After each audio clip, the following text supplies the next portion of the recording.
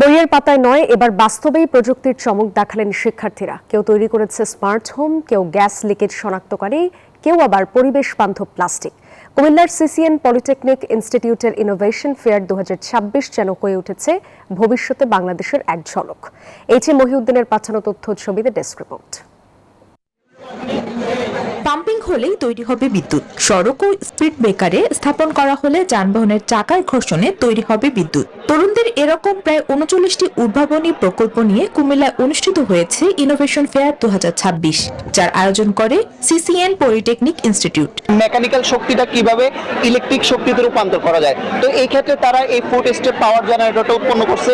Speed ব্রেকারে আমরা জানি যে গাড়িগুলো স্লো হয়, তখন ওই গাড়ির প্রেসারটা দিয়েও আমরা কিন্তু ইলেকট্রিসিটি উৎপাদন করতে পারি। Smart drainage system, smart home, ভূমিকম্প শনাক্তকারী, গ্যাস লিকেজ ডিটেকশন, স্মার্ট রক্তদান ব্যবস্থা, সোলার ওয়াইল্ড পাওয়ার, পরিবেশ বান্ধব বায়োডিগ্রেডেবল প্লাস্টিক, ভার্টিক্যাল ফার্মিং এবং smart green campus carbon calculator সহ এমন নানা প্রযুক্তি নির্ভর উদ্ভাবন।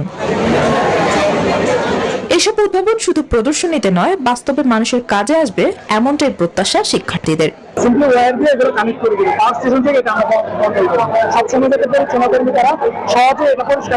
নোটিফিকেশন যাবে একাধিক মোবাইলে, তারপর যত কিছু আমার নিজের মধ্যে যা আসে আমরা সবকিছু কোডিং এর মাধ্যমে এটাকে কাস্টমাইজ করে নিতে পারবো নিজের মন মতো করে। শিক্ষার্থীদের এসব উদ্ভাবনী চিন্তা ও বাস্তবমুখী প্রযুক্তি তৈরি দেখে দারুণভাবে আকৃষ্ট হয়েছেন দর্শনার্থীরা। 39টা প্রজেক্ট আসছে 6টা ক্যাটাগরি থেকে।